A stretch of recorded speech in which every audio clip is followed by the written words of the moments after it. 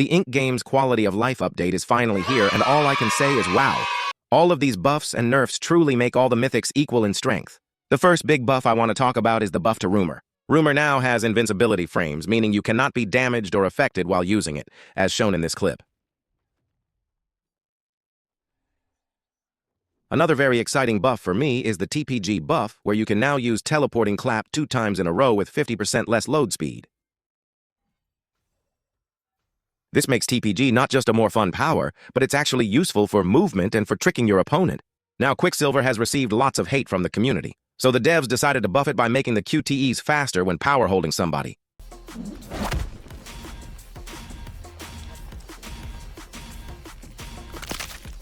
For contrast, this is a normal power hold.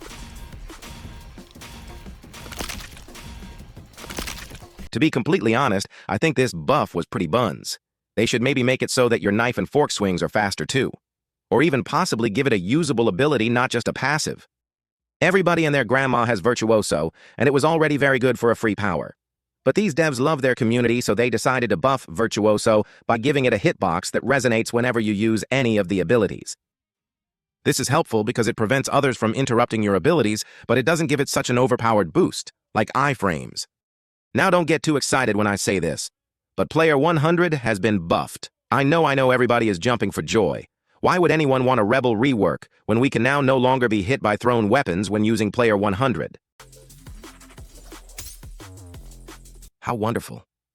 Now, before we get into nerfs, I would just like to say how grateful I am to this community for all of the friends I have made, and I have finally reached 100 subscribers.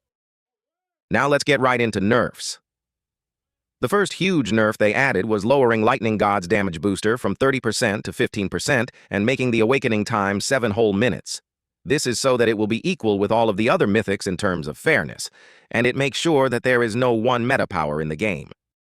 Now, Time Stop isn't as big a nerf as Lightning God, but it is good how they removed the 100% Time Stop combo by making it so people in the affected zone now take less damage. Another vital thing they removed is the 100% Time Skip combo.